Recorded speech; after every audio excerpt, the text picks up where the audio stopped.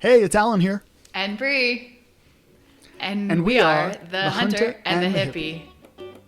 Connected through yoga and bonded by our love of the wild places and the love for outdoors, we've come together to share our conversations about life. Well, maybe more so what we've learned or are continuing to learn about life. And there's no one way to do it. Life, that is. And hopefully provide you with some teeny tiny bits of inspiration to connect deeper with yourself, others, and our great Mother Earth. All right. Enough already about the podcast. Let's just get to the podcast. Good morning, Bree. Good morning. It is a wonderful morning. I know. It's early and we are overcomplicating things already this morning. Oh my gosh. But I have had really pretty, I keep like looking out my window. Maybe this is the problem with my desk facing a window is if you ever watch our videos and you see me like looking away from the camera, it's because I'm looking out the window. But I had really pretty like fluffy cumulus clouds out in the background with like a purplish tint to them. So I get I love it. That's great. We should be distracted by nature. I know, but that not being present. So my desk, the way my desk faces, I can see out my office window. Right now my back is pretty much to my office window, but there's this one squirrel and he sits on the fence, and I've gotten a video of him. I'll see if I can find it. But he's like the happiest squirrel. He like sits on my fence and like wags his tail, and occasionally he'll have like a little like pine cone or a nut or something, and like his tail just goes crazy. Yeah. And it's the cutest thing. And it got to the point where I think I put it back on. It got to the point where I wanted to get a clean picture / video of him. Yeah. That I opened my window and took my screen off, and my screen's back on, but my screen was off for the longest time. Yeah. Because I wanted like this clear video of the squirrel wagging his tail. I wish I could be that like happy and chipper when I'm on the fence. Right. Right. When I'm on the fence, I'm in like analysis paralysis. I'm like, what should I do? Jump to one side of the fence. Maybe that's the problem. Maybe I know. Like, hey, I'm on the fence. I'm on the fence, and here I am. I got my coffee. I got my pine cone. I got my whatever. Yeah. Right? Let's see what happens. Yeah, that's what I'll actually. It's funny you say that because that is a little bit of what I'm working on this year or focusing on is how can you find contentment in limbo? Because limbo tends to be some of the most stressful times, or like waiting for a test result is more stressful than actually getting the result and things like that. Right. So it's, I think all of our lives are in different pieces in limbo at certain points, but I'm a little bit in a limbo, and it's like, okay, how do you, again, not allow stress to come in with that limbo, not try to figure it out, but just kind of rest in contentment with limbo. So yeah, it's because we want to know what's going to happen next. That's the biggest thing. Is it's not even about, right? Like, yeah, the test result is important, but it's just we want to know what's happening, right? Because once we have the test result, we know what's next. Oh, not really, though. Right. Right. That's exactly right. Right. We think we know what's next. Yeah. Right. We get the test result. And, right. Whatever it is, like, oh, I passed, or oh, it's negative, or right. Like, oh, now I can go about living my life the way that it was, or I can get this certificate, or I can get this degree, or whatever it is. Yeah. Right. When you're in that limbo moment, there's no definitive what's next. Yeah. Right. It's just you're on the fence, and you're like, hey, and that's the power of being in the moment, because when you're on the fence, when you're in that moment, what's there? Right. We're always, I don't know if I've ever talked about this on the show, but I talk about this in yoga, and right, we're always on to the next destination. Right? We always want to be like, we're grasping for this thing that it's the carrot in front of us, but it never, right? Like the next destination, there's only one destination. and that's death. Period. Right? Like Depends it's on it, right, unless you believe in right, yeah, death for right, the next destination for this body. right, right. You know, where because and people are like, no, well, I can get from here to work. Yeah, but then you're on to the next destination already, Mm-hmm. right? Like you're never satisfied. You're never content in that moment. And that's the problem with wanting to be on to the next. And that's the problem with greed is that, oh, let me just make 1 million. And then you get to the million and you're like, oh no, well, right, let me just do this. And it's a big human problem, right? It's not an easy, it's simple, but it's not easy, right? And this is why a lot of astronauts have severe depression, um, and it's because they, right, like really what beats going to the moon or going to International Space Station or traveling to space is, right, you strive to get to this place, you get there, and then it's like, oh well, what's next? Yeah. Right? Well, It's oh, this limbo. No, mhm. good, yeah. No, and I think it goes it goes for like any profession, but like you see it a lot in professional athletes, Olympians, after the Mm-hmm. Olympics or after when they retire from their sport. Think about Favre. Like, why did he go back so many times? Mm-hmm. Right? Because, um, and I even noticed that with like outdoor objectives, and it was something that I focused on making sure not to be in that state of like, okay, I did this big thing, now what? Right. Because it's really easy. Like you are so tuned in and dialed into in preparation for it, your training, like your life has this direction or purpose, and then you complete it and it's such a high in the experience of actually doing it Mm-hmm. that it is natural to be like kind of this state of not having direction, feeling lost, Mm-hmm. or um, which is where I think it's important to add those pauses into life Mm-hmm. and be comfortable with those pauses. Because as you're saying, like all of life is just a transition. Yeah. And that's actually, it's funny in yoga last night when I was teaching, we did like the same pose like 2 times. One, we held it for a long time, and one, we did like one breath to movement. Mm-hmm. And it's like when you're in that movement state, are you disconnecting? Mm-hmm. Right. And so if you implement pauses, it's a much easier in a sense to be present. Mm-hmm. But how can you be present in transition, like on a big scale, but also transition in just like your everyday life? Yeah. Yeah. I think it's a task for sure, and it's something that we can only work on and get better at, and it's about being in the moment and seeing what's there in the moment, Mm-hmm. and yeah, it's being mindful. Yeah. And well, that's why they call all this a practice. Mm-hmm. It's never over. Yeah. There's a saying that a lot of people say, they say fake it till you make it, Mm-hmm.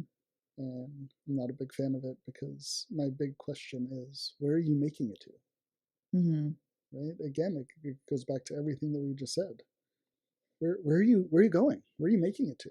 Mm-hmm. Right? Because when you make it to one spot, then you're not satisfied, and you're like, oh, I gotta go good. And I get the concept of what people are trying to say is like you gotta just approach it, right, like with this so-called confidence, Mm-hmm.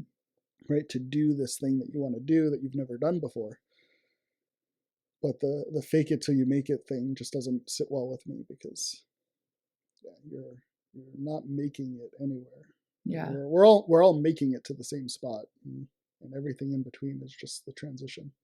And I would almost say you've already made it, Yeah. right? Like whatever Mm-hmm. that, like just, but that again is a lot of like the foundation for the work I do with clients and is realizing and or remembering that, right, you're whole. You've arrived already. You are Mm-hmm. complete. Mm-hmm. You've made it. Yeah. Um, and, and that can help with having that courage when there's not confidence. Yep. But, and it doesn't mean you can't strive to be better at something, be better than you were the day before, strive to hit, lofty goals, go to space, climb Mount Everest, right? Run a mile, right? Maybe running a mile is a task for someone. It's definitely not to say don't strive for those things, mm-hmm. right? It's just being mindful when you are striving for those things in that moment, and when life is shifting and it's no longer about running that mile, be mindful in that moment. And it's taking it all in, right? It's being content where you are, knowing that you're, like you said, whole and complete, and then also moving forward to achieve whatever it is that you want to achieve in life. Yeah. Yeah. It's right. Not being controlled by the outcome. Mm-hmm. And yeah, that's interesting too, because I think we've talked about identity, attachment, and things like that. And it just falls in line with what we're talking about now in terms of, right, astronauts or athletes. And there's that deep identification with what you do, defining you. And I recently, I think actually it's interesting moving out of Colorado or the Front mm-hmm. Range, the Boulder area, with like outdoor sports and like, hobbies and things like that. It's fascinating now to reflect on that culture Mm-hmm. and how easy it is for it to dictate like every part of your life. Mm-hmm. Like, well, where are you climbing? Or, yeah, how far did you run? And I don't have that here. And it's really, really nice. But I mm-hmm. also know that there's a part of me that's shifted, and because I've looked at that deeply in myself. yeah, Um, but it's just really comes down to, what if you didn't have that? mm-hmm. And so don't not climb, right? yep, Like, don't give up your outdoor hobbies, but can you still feel peace, joy, contentment if that was taken from you? And that's a right, big, again, part of my accident was like, whoa, how easily can these things that I love and enjoy no longer exist in my life? And I need to right, make sure I have the foundation without them. mm-hmm. And it's that I'm really approaching it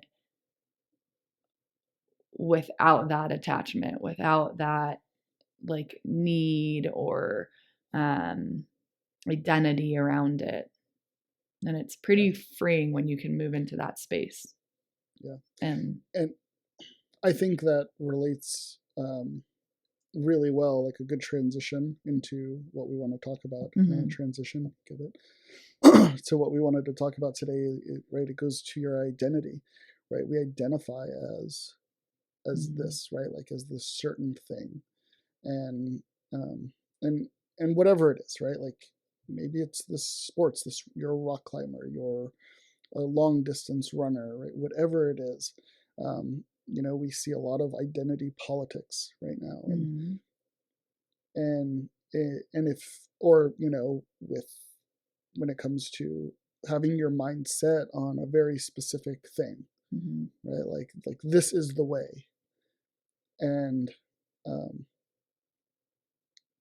I think it's important that we seek out different perspectives because, again, to your point, what happens if we don't have that thing in our life? What happens if you are wrong, right? And I've been wrong a lot in my life. And what happens if you're wrong? mm-hmm. And we don't take that approach. Um, I don't believe often enough because it's just we seek out, right, confirmation bias and this is what I want. And oh yeah, see, look, Joe Rogan is saying exactly what I need, um, and and then right, like shit starts hitting the fan because again you disagree or um, yeah, so it's interesting. But I say, before we dive too deep into it, I say we Yeah. breathe first. But if you have something to add to that. Well, it's funny that we're talking about this too, because the Thich Nhat Hanh quote that just, my new thing is I'm on Instagram once a month now. I like it. I took I the like month of January off and I was like, this is so amazing. it. Uh-huh. I don't know. It was great and I didn't miss it. So I went back That's on awesome. and I was like, what am I going to do? What's my relationship to this social media? But he says, for things to reveal themselves to us, we need to be ready to abandon our views about them. And it wasn't initially intended for anything about what we're talking about, but it's so relevant to everything with the pandemic, with politics, with, again, our own identities. I think when you were talking about like place can be like where you live, place can be it fall into that core category of like being Absolutely deeply identified. But let's breathe and then we can come back to it. Sounds great. Actually, for today, well, you can again close your eyes or find a soft gaze. But I'll invite you to have your palms facing up wherever they're resting. So if you're standing, palms will be facing out, so the way that your head is facing. And just bring your full awareness into your palms. And notice the sensations that you feel in the palms.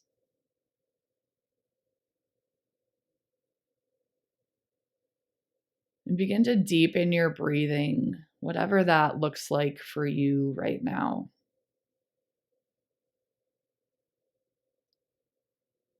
Not putting too much effort or thought, just starting to lengthen the inhales and exhales.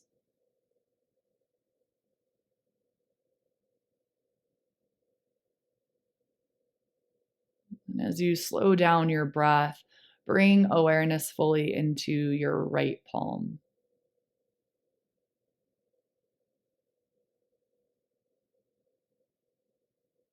Notice if your attention moves away or back to both palms, and just come back to sensation only in the right palm.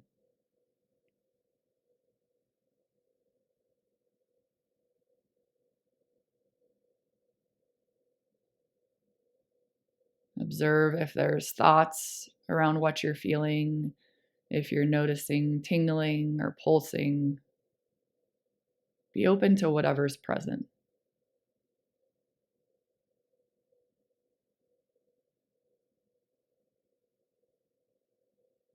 And now shift awareness into the left palm, only the left palm. Continue with your long, slow breaths.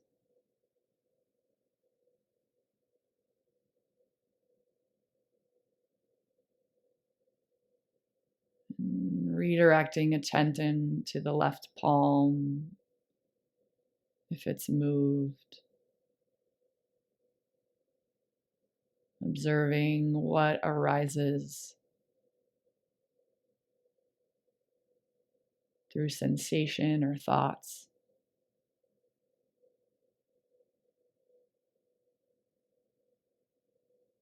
Just feeling it.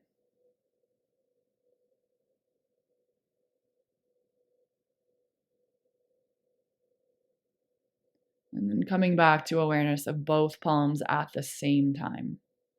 Holding all sensations in both palms at the same time.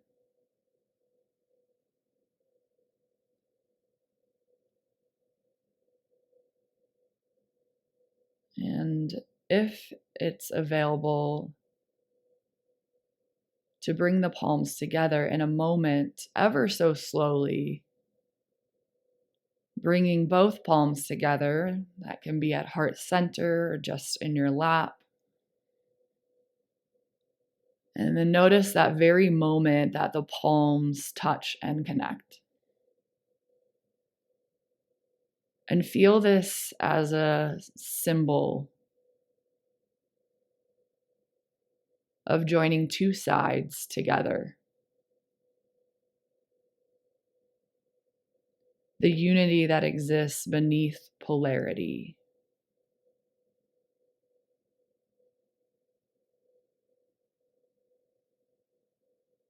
And then slowly opening your eyes, if they aren't already, releasing your palms.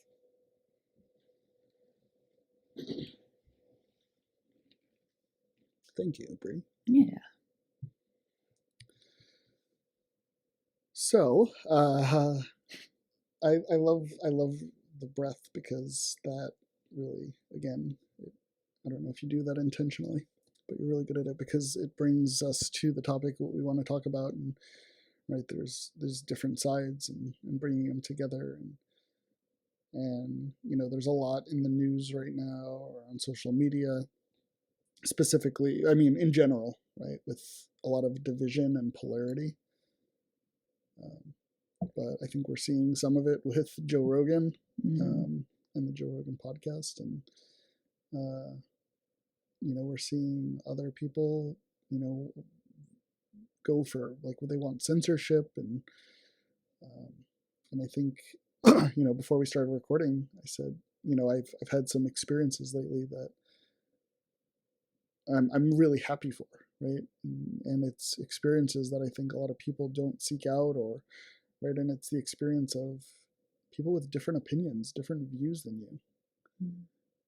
And we don't have to be, just because you believe something doesn't mean that you can't hear and understand someone else's human experience. And we have to stop robbing people of their human experience. And I think that's why, you said it, right, but that's why we started this podcast, is to share from our experience, right, the life that we've had in the 38, 39 years. So I think that, having those experiences, right, even though in the moment you might disagree, right, if it's something that you disagree about, you might disagree, but I think down the road, you actually start thinking, when you have the time to spend with yourself, right, if you're being mindful, if you're being reflective, I think you have the opportunity to be like, let me understand this person's perspective. And I would even say, like, you don't necessarily ever have to understand their perspective. You just need to respect their perspective.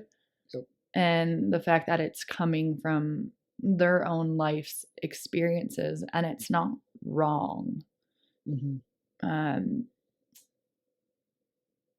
It's, and I think what happens is when we get challenged on our beliefs and we're deeply identified to like what we believe is true, there is a physiological sensation, right? Like, sure. I will be like, oh gosh, like I feel it coming up, and that's okay, right? It doesn't mean we should avoid it. It's just being aware of that, and then being able to step back and calm yourself, right? So you can be fully open to hear what is going to be said. Right. And if we go into conversations so tied to what we believe, we won't actually ever, there's no opportunity for a shift. And not that we should have conversations with the intent of trying to convince someone to believe what we believe.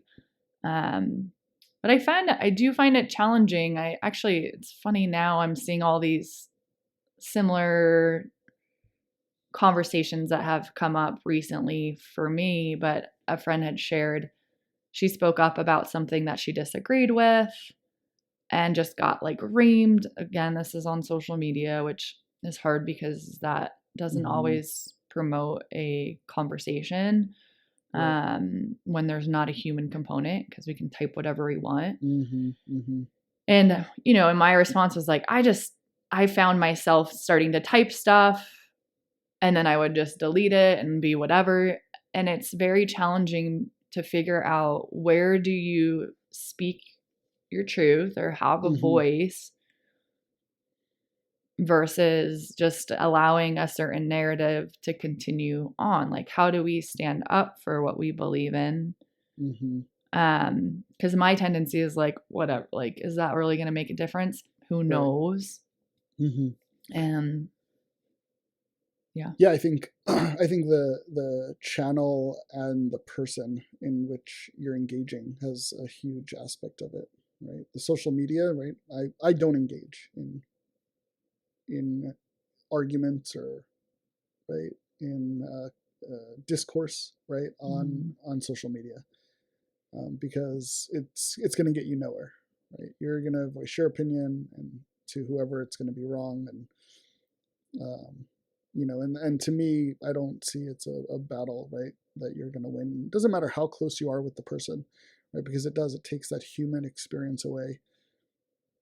Whereas if you're right, I still think, right, like text or message like isn't great, but like now you've made it one-on-one, but you can't really get the nonverbals from the person. You can't understand their tone. Things can be taken out of context.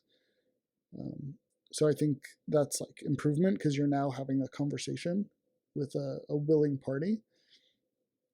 But really, in person, I think is key. Is in person interacting, and again approaching it, like you said, from not a perspective of I'm trying to convince them to believe what I believe.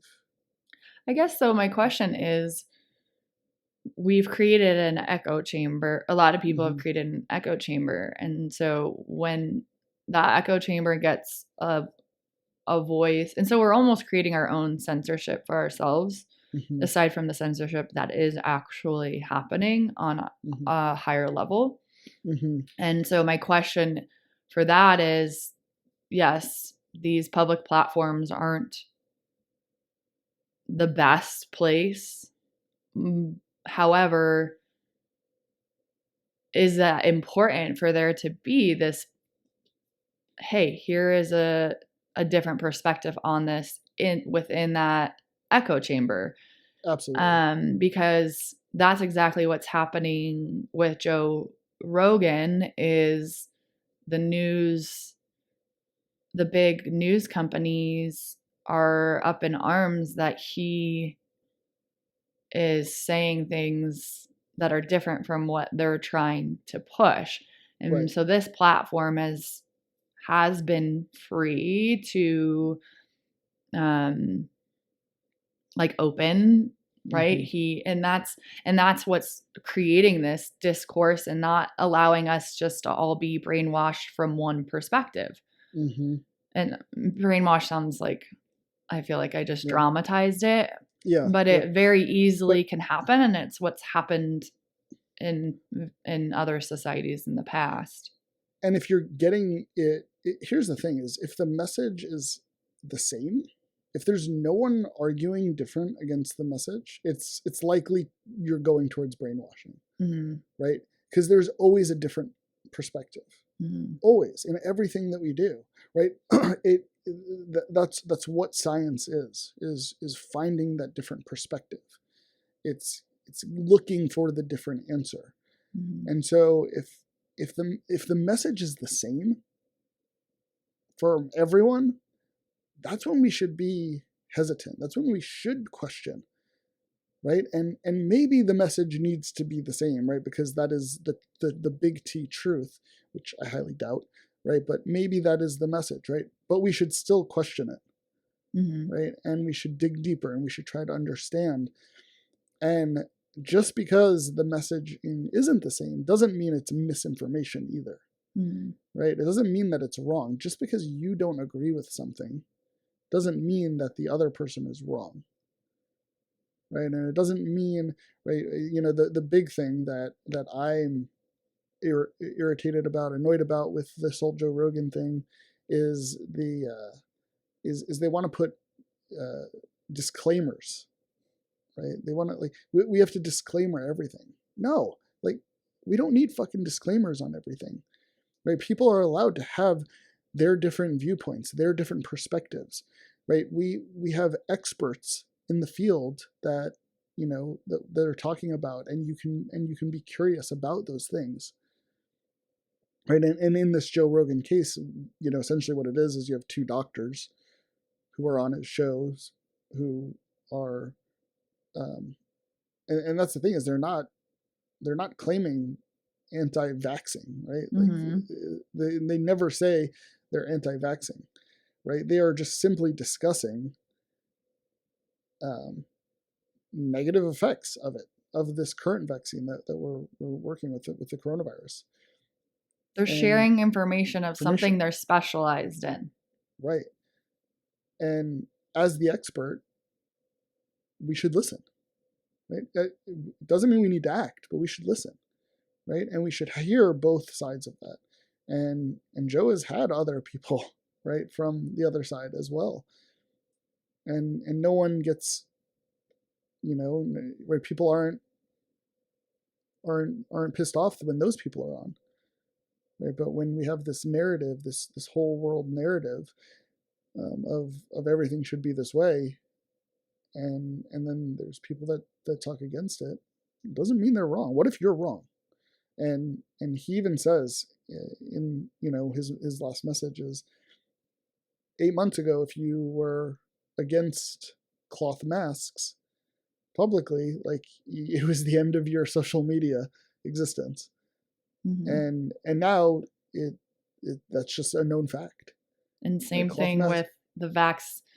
8 months ago, he said, like, if you said that you can still get COVID with a vaccine, you'd be banned from social media platforms. And now it's obviously clear that it's possible. Right. So it's not about being right or wrong. It's just about listening and understanding different perspectives. And again, one person feeling a certain way doesn't make you right, doesn't make them wrong. And it happens often. And right, it doesn't even need to just be about this pandemic, right? I feel like we make everything about coronavirus these days, because I mean, it does have a significant impact on our lives and what we do. But we seek out the echo chamber, and we don't look for, or when we have someone challenge us, we immediately go into defense mode. And I had a interaction recently about my thoughts on wearing a mask. Like, I don't wear a mask, and I understand there's consequences in certain places if you don't wear a mask, and I'm okay with that, right? I'm okay with the consequences. But you can stand. I said this to the person. You can stand up for what you believe in. Standing up for what you believe in doesn't make you an asshole. Being an asshole makes you an asshole, right? So we can stand up for the things that we believe in without calling people dumb, without trying to prove that you're right, they're wrong. I think that we need to have conversations and discourse. And and it's like a couple things here. One is what we talked about this, and then we're like, we should be recording. But right, it's how you act on what you believe in. Like that whole idea of you can be a jerk about your beliefs, or you can simply share them and act in a polite way accordingly. Right. And this goes with any conversation you're having with someone who disagrees with you on any topic. The way or the how that you are communicating it or acting on it is honestly also what might allow a shift in perspective for someone else. Because if you're being a jerk about it, that person shut down. Whoever you're interacting with, there's no opening of perspective. Right. They're going to dig their heels in. They're like, yep. Right. They feel the how more than what is said.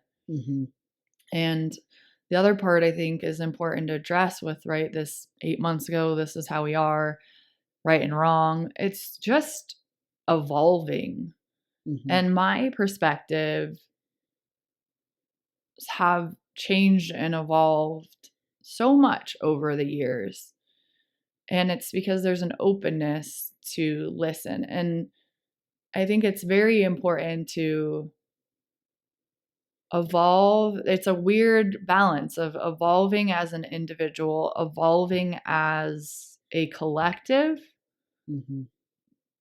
while at the same time not falling victim of mass consciousness.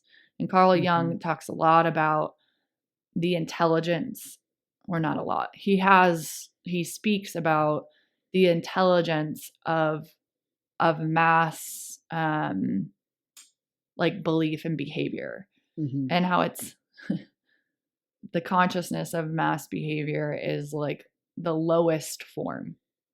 Right. And because there's not that individual discernment, there's no there's an evolution, but it's not in a, I guess, ownership kind of way. But it's how we advance is by these little seeds of questioning. Mm-hmm. And that's the thing is, I love that you said that it's a seed, and right, it has this ability to grow into this massive thing, Mm-hmm. right? And it's important that right we nurture those seeds, right? So like it's a seed of right, are we going to water it? Are we going to let me dig deeper on this thought and see what it turns into, because you're right, like my thoughts today aren't my thoughts from 20 years ago. Mm-hmm.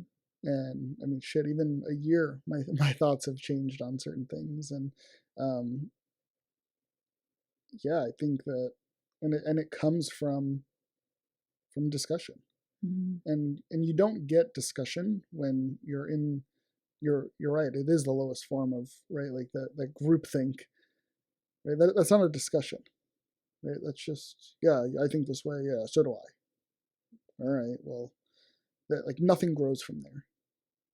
And if you think about um, all the things that we've had happen in our life, and I made a post on Instagram about this, it really comes down to defiance. And defiance has this negative connotation to it, but it's just going against something that we believe is a certain way, right? Whether it's big T truth or little T truth, it's being defiant of that has made the changes in the world that has gotten us to where we are today, right? It's having the discourse, the different conversations, the differencing of opinion, right? If Rosa Parks moved to the back of the bus, what would have happened? Mm-hmm.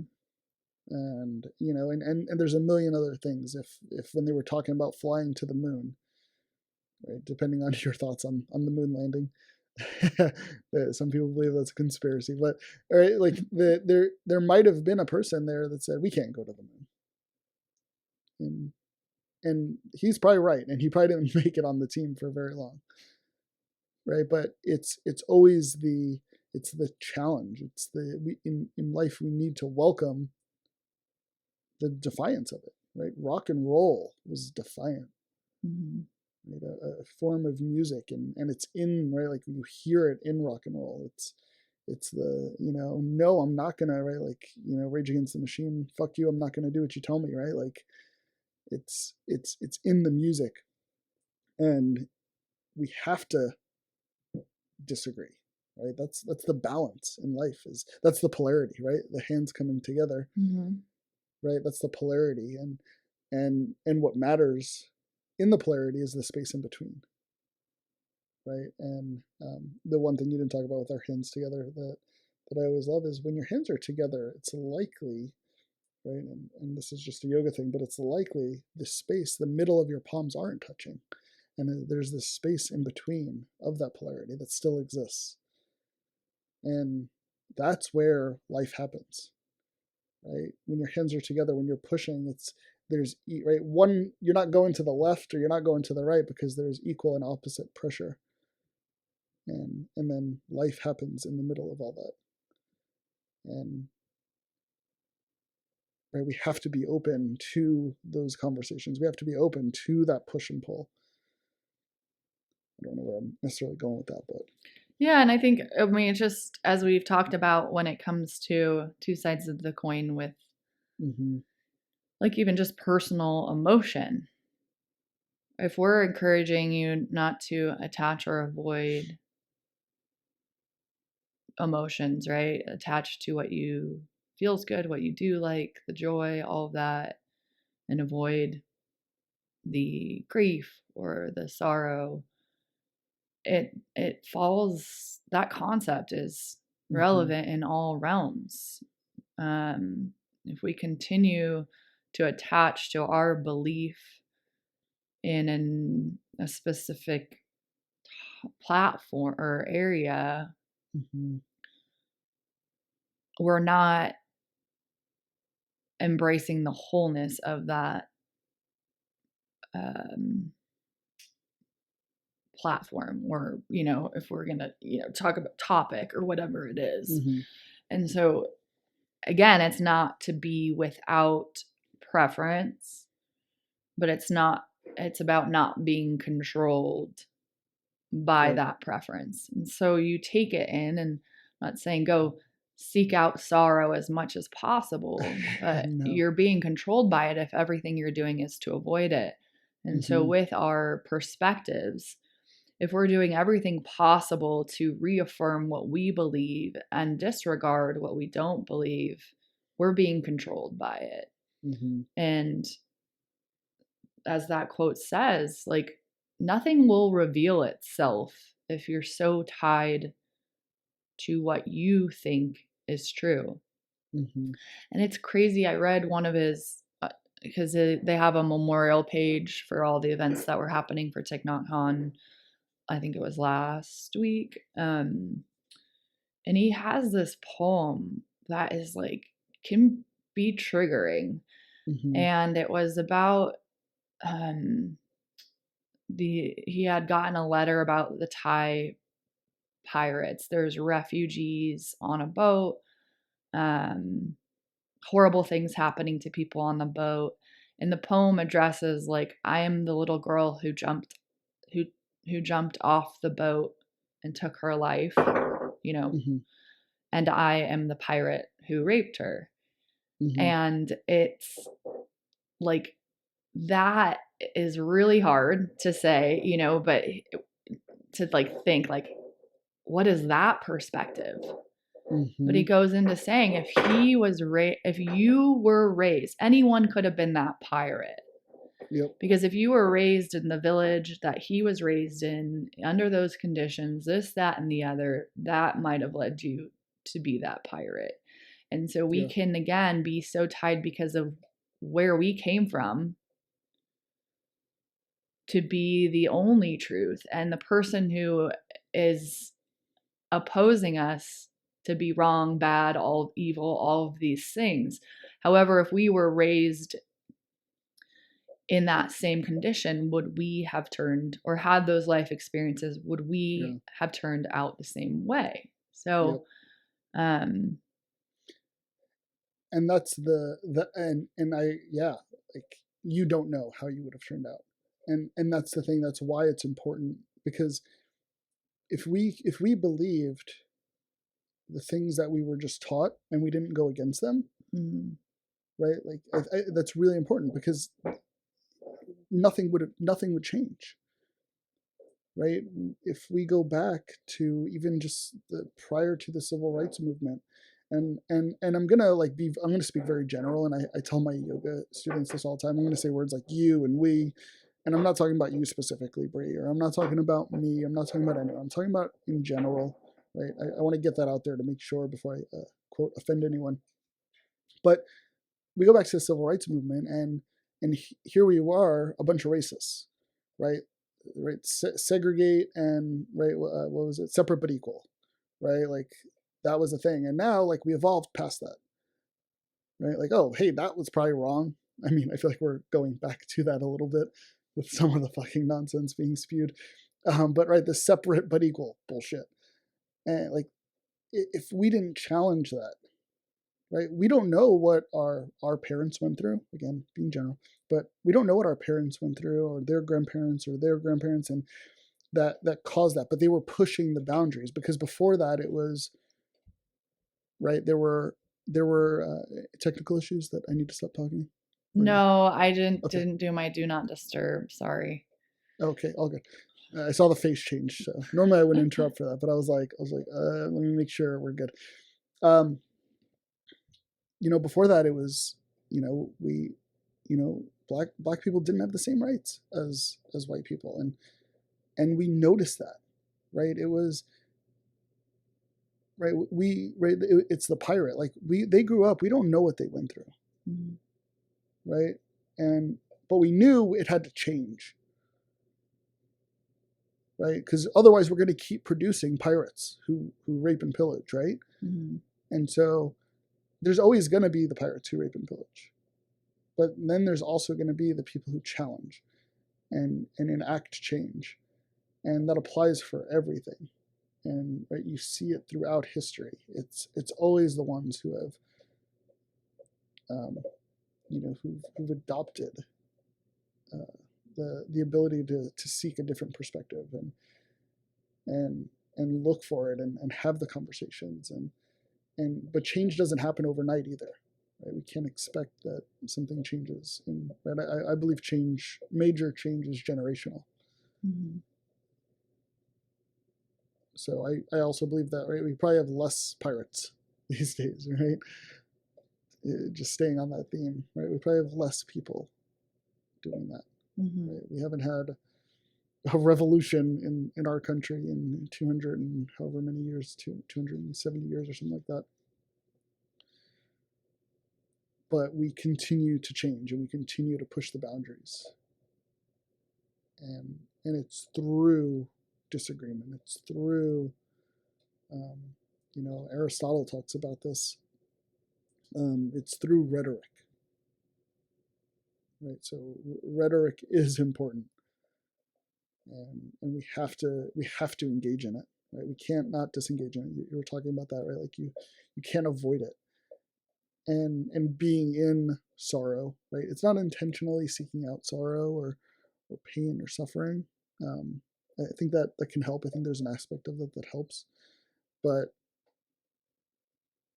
we're all going to face it at some point in our life, and ignoring it definitely doesn't work. And it's embracing it and understanding why you're going through it, and then it gives you understanding of what other people are potentially going through. Mm-hmm. And I believe that's where we become more mindful, is when you've faced it. When someone tells me that their father died, it's something that I can relate to, right? I don't know what they're feeling, but it gives me perspective, because my father has passed away. And so I'm now, oh, okay, how is that person impacted by that? Mm-hmm.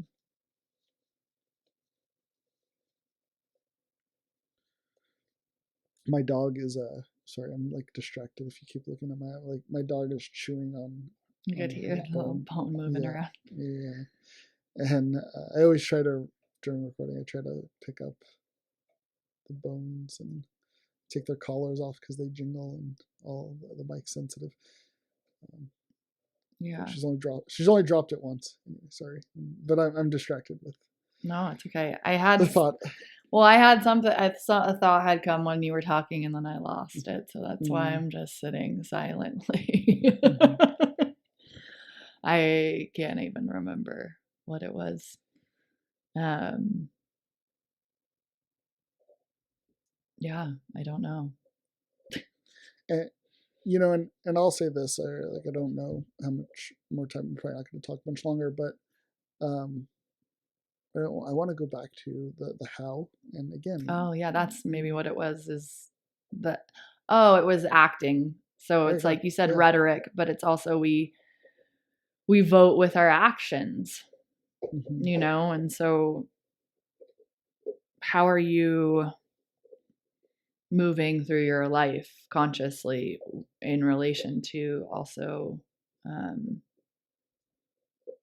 all those pieces, right? And that's Mm-hmm. again where change happens, is like we can say all these things, but then what are we supporting with our dollar, with how Mm-hmm. we, you're saying you want a big piece is, right, we're talking about unity and we're talking about coming from a place of love, yet the people who are talking about that can be so divisive or coming from a place of fear. And so rhetoric is important, but your actions are also significant, and the how is significant, Mm-hmm. because again, someone will shut down if you're being a jerk.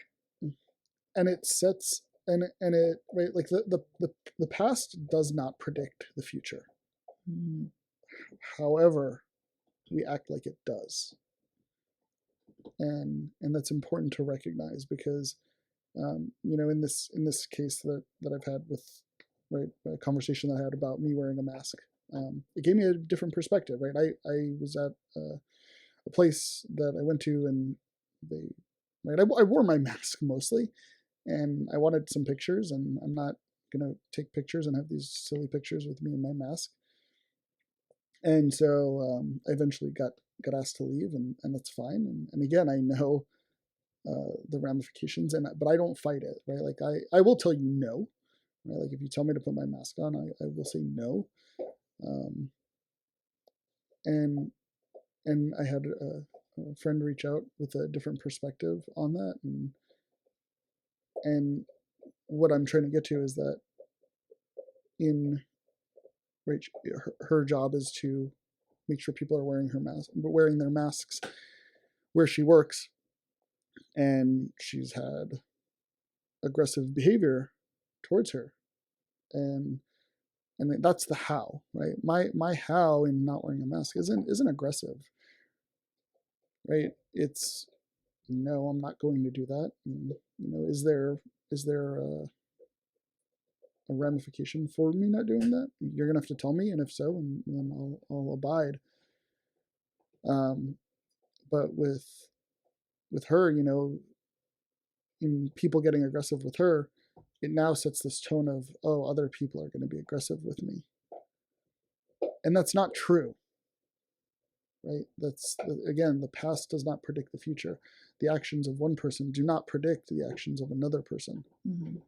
um, so I think that's important that we understand that, and right, that's something that we have to look at within ourselves. How am I projecting my past traumas on the situation, and does that change how I'm approaching it too? Mm-hmm.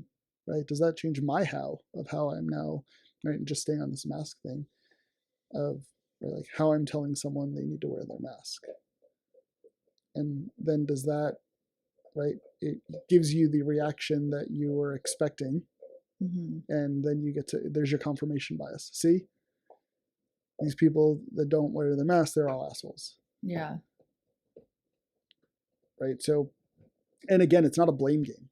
Right. That's not what I'm going for here. I'm not going for this. Oh well, if you did this, it's we control what we control, which is us. And if we control how we react to things, whether we agree or disagree, that generally changes the outcome. And the past does not have to predict the future. Mm-hmm. Yeah, it's fun. I don't know if I talked about this, like it was months ago, but I had a situation just in a converse. It was like a text message that was saying something about I forgot to do something, and it was that, and I took it initially as what I did caused these other things, right? Mm-hmm. Because the way that it was phrased. And again, we've talked about this morning before we hopped on, but like I gave the pause and I sat with it. And then I thought, well, how, not that I can know where this person is, like I can never walk in someone else's shoes, right? Because I haven't, again, had all the experiences, but can I be like respectful and open to whatever has arisen that caused them to say like this happened and it caused this? being very cryptic. It might Sometimes be we hard have to be. follow me right now. Sometimes we have to be, right? In respect for our interactions with other Privacy. people. Yeah. Right. In privacy and just, right, like, you know, it's, and I might get off topic and hopefully I don't make you lose your thought, but when I talk about a lot in my yoga classes, and it's a lot of the things that I do, right? Like hunting. And my goal isn't to create other hunters. I mean, yes, I absolutely want to create other hunters, but that isn't my goal in sharing that in yoga, right? Is there's a deeper message to be understood, right? The situation, the problem, that's irrelevant, right? And what you're being cryptic about is irrelevant, right? The interaction, the person, it doesn't matter. Right? What matters is the concept, the understanding of what we're trying to say here is that, you know, like, we need to pause. We need to, right, like, step back and look within ourselves. And yeah, I think that being cryptic is okay at times, right? Where, right, we can't divulge every piece of information. Yeah. Right. But as a listener, you should hear the important things. Right. And that's mythology, scripture, all of that, all of these books, they're timeless lessons. And so sharing our experience, you know, is not for the actual details of the experience, but the underlying story or the lesson or the timelessness of these shares that can be transferred into any personal experience or a reflection. But all that to say is, you know, I took it as I caused this to happen and I made a mistake. Whether I caused that to happen or not doesn't matter. But I paused and I just kind of thought, okay, well, this might be where she's coming from, and do I want to defend myself? You know, be like, well, that's the first time I've done that. Like, you know, I don't think it caused this if that was the first time. No, it wasn't about me, right? It's like she had to experience the repercussions of it. And I just came and I said, I'll make sure that I do it next time. You know, and then what was the response that I got back? I'm sorry if I came off like aggressive and this, that, and the other, right? Like, it, and maybe she did, like, you know, but because my response wasn't a response to the attacking, I then got like response back. And that's with everything when we talk about like mirroring or projecting. It's like action will get like response. So what do you want that to be? Yeah. That's a great end on a journal prompt.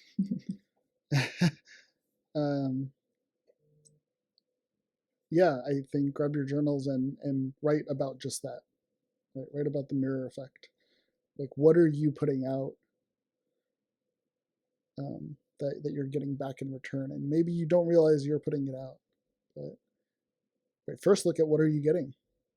What are you getting in return? And then analyze yourself. Like, am I putting that out there? And no one can have that conversation except for you, right? Like, you have to have that with you. I can't tell you that, right? Like, you're being that way, right? We can talk about it, and you can hopefully reflect and see that you're doing that. But yeah, write about that, right? What are you putting out that you're getting back? And it's not, right? We have to make sure we don't go down this negative route of it's everything negative. It's all the good too. So when we put out love, we get love in return.